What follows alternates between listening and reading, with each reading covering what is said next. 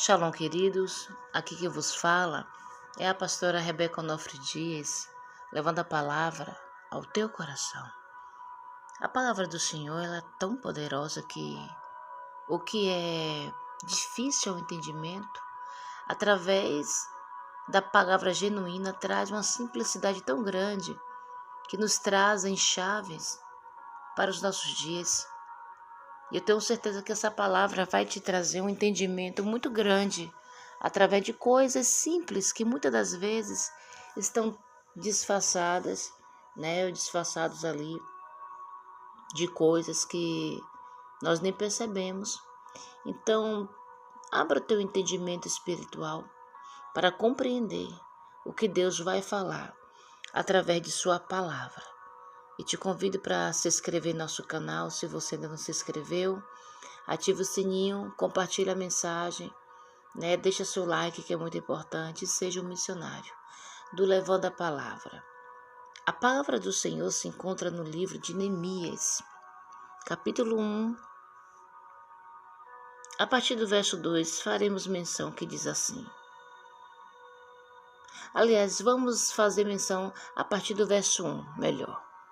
As palavras de Neemias, filho de Acalias, no mês de Quisleu, no ano 20º, estando eu na cidade de Suzã, veio Anani, um dos meus irmãos, com alguns de Judá. Então lhes perguntei pelos judeus que escaparam e que não foram levados para o exílio e acerca de Jerusalém.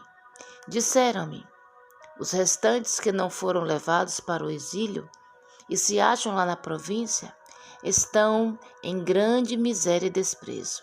Os muros de Jerusalém estão derribados e as suas portas queimadas. Tendo eu ouvido estas palavras, assentei-me e chorei, e lamentei por alguns dias, e estive jejuando e orando perante o Deus dos céus. Oh, aleluia! Até aqui. Queridos, essa passagem nos traz o entendimento da vida de Neemias. Neemias, ele ora por Jerusalém.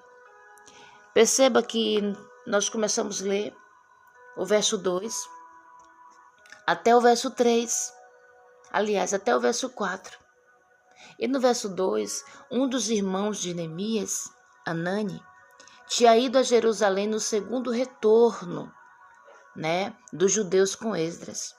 E trouxe a notícia de que parte do povo de Israel, que permanecia em Jerusalém após o exílio, encontrava-se em uma situação de miséria extrema e que, apesar da reedificação do templo, não havia prosperidade e desenvolvimento ali naquele lugar.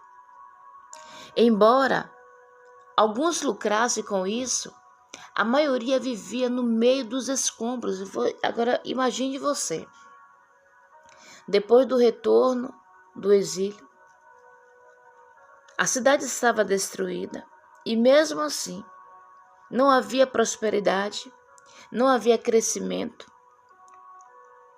A cidade estava em escombros e muitos ali viviam nessa situação, nessa calamidade e se conformavam com a estagnação, com os muros caídos e as portas queimadas.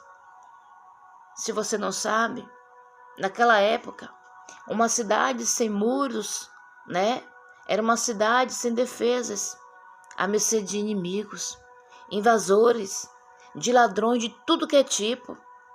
A atitude passiva daquele povo explica-se em parte espiritualmente, que o diabo, o inimigo espiritual do homem, age trazendo acomodação para aquele que fica paralisado, para que esse possa viver um estado de inércia espiritual, um estado de paralisia, literalmente, espiritual, emocional, física também.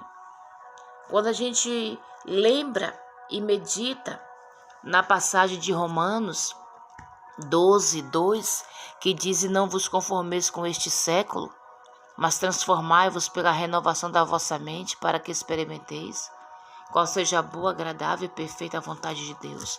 É isso que nós devemos, diante da miséria, do opróbrio, da destruição. Temos que transformar a nossa mente, querendo uma mudança, mas começa de dentro para fora.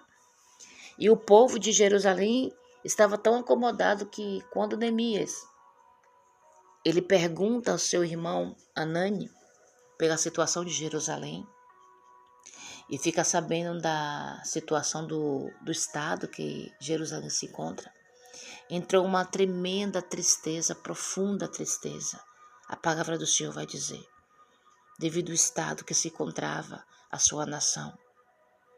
E ele vai até o Senhor, em jejum, em oração, clamar a Deus por esta situação. Queridos, eu não quero me apegar ao contexto dessa história, mas eu quero tirar.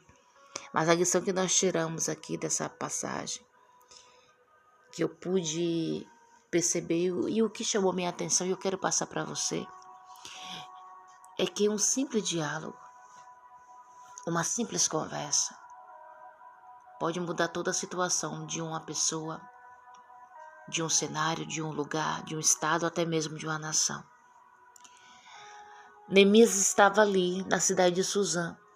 Ele era copeiro do rei. Ele tinha uma vida confortável. Ele comia, das mesmas comidas que o rei comia. Ele tinha um salário bom. Ele tinha uma posição de confiança, Enfim, ele estava em uma situação boa, favorável. Mas quando ele fica sabendo da situação do seu povo, os que estavam em Jerusalém, ele se compadece. Ele não se importa mais com a sua situação. Pelo contrário, ele vai até a Deus pedir respostas, pedir direção em favor de Jerusalém. E a resposta veio, porque depois, lá na frente, você vai ver que Deus toca no coração do rei e concede ele voltar, concede Jeremias voltar para Jerusalém e fornece tudo que era necessário de fazer a reconstrução. Mas o que eu quero chamar a sua atenção nesse texto é que não despreze as pequenas coisas, não despreze as pequenas conversas, não despreze as pequenas situações que aparentemente surgem na sua vida. Porque quem diria que daquela situação, daquele diálogo do seu irmão com Neemias, surgiria o desejo da reconstrução dos muros de Jerusalém, ou seja, Jerusalém foi mudada. Jerusalém recebeu algo através de uma simples conversa.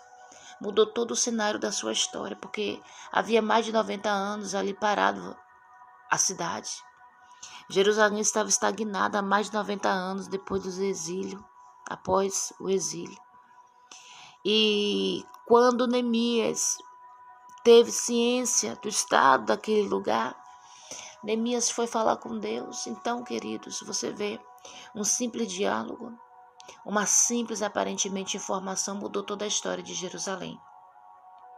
Quero te dizer nesse dia de hoje, não despreze as pequenas coisas, porque é das pequenas que vêm grandes coisas.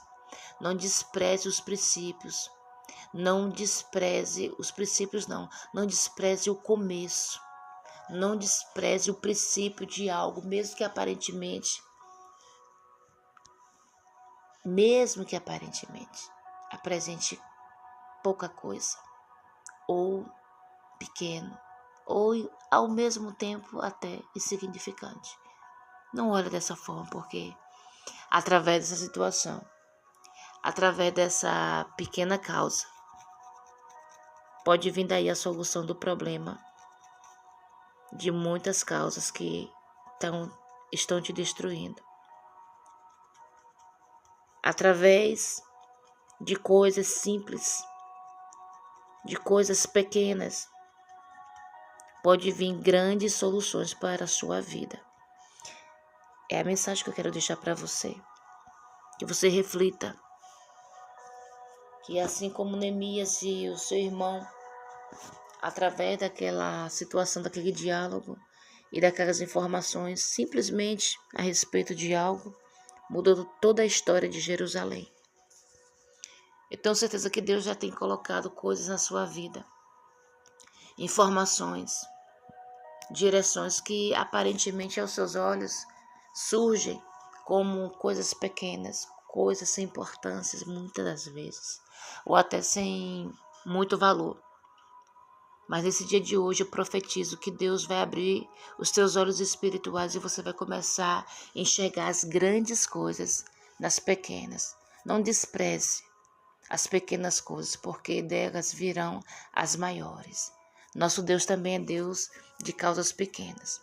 Ele sempre, quando começa algo, ele nunca começa grande. Ele sempre vem através das coisas pequenas que ninguém dá nada, das coisas desprovidas, e faz uma grande realização, faz um grande milagre, onde o poder dele é manifestado e todos, né? Todos têm o entendimento que foi Deus, que é Deus, que faz todas essas coisas. Então pensa nisso. Vamos orar comigo? Pai amado e querido Deus, nosso Deus maravilhoso, tremendo e poderoso. Nosso Deus que está acima de tudo e de todos. Nós pedimos nesse dia de hoje que o Senhor abra nossos olhos, para que nós não venhamos passar desapercebidos das coisas que o Senhor tem colocado em nossas vidas, que não tem muitas das vezes a aparência de grandes coisas. São pequenas coisas, bem verdade, mas que através delas o Senhor quer fazer coisas maiores. Então abre o nosso entendimento.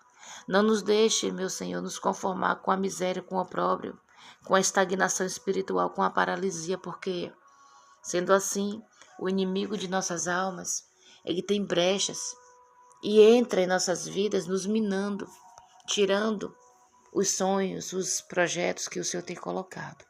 Então abre a mente, a visão do meu irmão, da minha irmã que ora comigo, para que quando chegar essas oportunidades, eles não venham desprezar.